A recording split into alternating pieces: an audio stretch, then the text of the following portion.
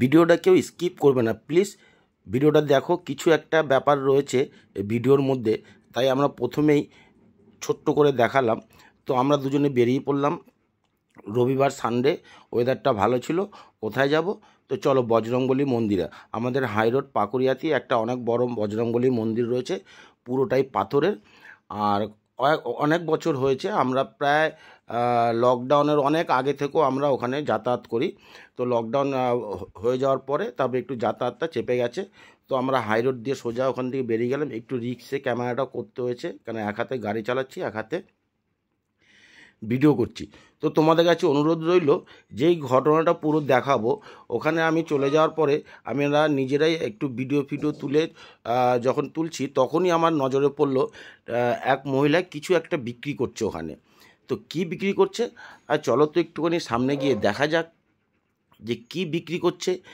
তো যখন সামনে গিয়ে দেখলাম, তো আমি তো অবাক। তো কি দেখলাম চলো তোমরাও একটু দেখবে ভালো করে।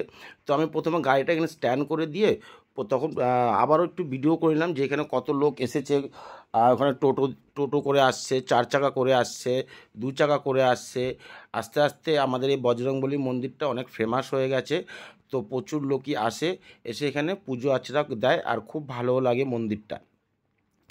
তো আমরা এখানে যখন গাড়ি পার্কিং করার পরেই আমরা ওই জায়গায় গেলাম যেখানে এই যে ঘটনাটা ঘটছে।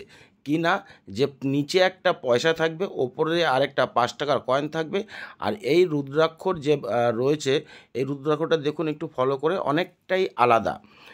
কীরকম আলাদা? ওখানে শিবলিঙ্গর একটি ছবি দেওয়া রয়েছে, একটি গরু বা কিছু এরকম রয়েছে, অনেক ছোট ছোট, তো আমার ঠিক নজরে পড়েনি রাত্রিবেলা। তো শিবলিঙ্গটা যে রয়েছে সেটা পরিষ্কার হয়ে যাচ্ছে। আর এটা খুব সম্ভবত মনে হচ্ছে যে ভোলে বাবার পা হবে, ঠিক আছে?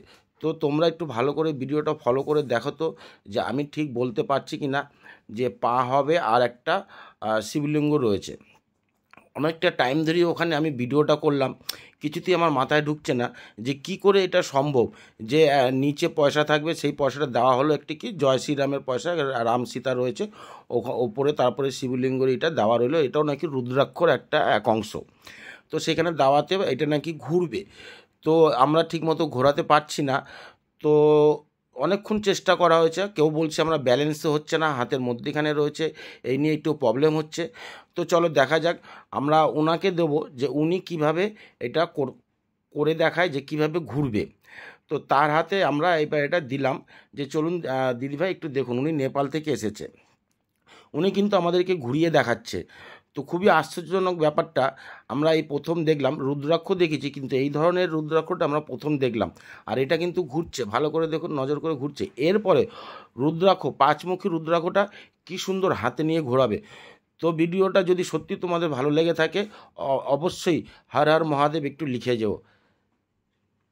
দেখো কিভাবে ঘুরছে। আর কি বলবো, ভিডিওটা অনেকক্ষণ ধরেই করা হয়েছে, আর খুবই আশ্চর্যজনক ব্যাপারটা, তাই একটু তোমাদেরকে বললাম হর হর মহাদেব লিখে যেও। টাটা।